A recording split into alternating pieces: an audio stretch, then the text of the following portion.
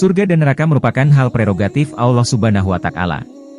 Siapapun tidak berhak mengklaim dirinya atau orang lain masuk surga atau neraka.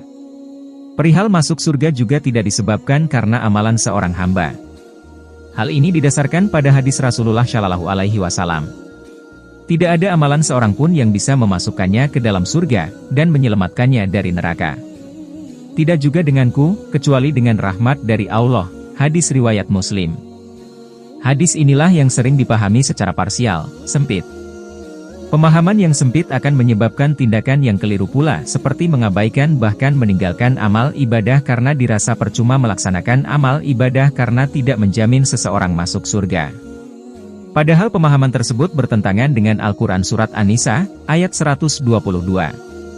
Adapun orang-orang yang beriman dan mengerjakan kebajikan, kelak akan kami masukkan ke dalam surga yang mengalir di bawahnya sungai-sungai. Mereka kekal di dalamnya selamanya.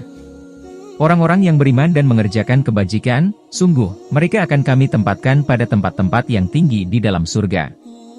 Rahmat Allah. Dua ayat tersebut secara tegas mengatakan bahwa orang yang beriman dan mengerjakan amal saleh akan dimasukkan ke dalam surga. Atas dasar hal tersebut, lalu bagaimana memahami hadis tersebut dengan benar? Imam Ibnu Hajar Al-Asqalani dalam kitab Fathul Bari Syarh Sahihil Bukhari bahwa hadis di atas memiliki banyak penafsiran. Setidaknya ada 3 pendapat ulama ahli hadits dalam mengartikan hadits di atas. 1. Melaksanakan amal ibadah merupakan suatu rahmat dari Allah. Taufik untuk bisa melakukan suatu amal ibadah merupakan bentuk rahmat dari Allah yang sudah diberikan sejak sebelum seorang hamba melakukan ibadah. 2. Orang yang melaksanakan amal ibadah berhak mendapatkan rahmat Allah. Seorang hamba berhak mendapatkan rahmat apabila ia sudah melakukan ketaatan. Dengan kata lain, orang-orang yang tidak melakukan ketaatan tidak berhak mendapatkan rahmat Allah. Imam Ibnu Hajar mengibaratkan seorang budak yang berharap mendapatkan upah dari tuannya tanpa bekerja terlebih dahulu, tentu merupakan hal yang tidak mungkin. Sebab, upah akan diberikan apabila ia telah bekerja untuk tuannya. 3. Inti masuk surga murni rahmat dari Allah, namun nikmat surga tergantung amalnya.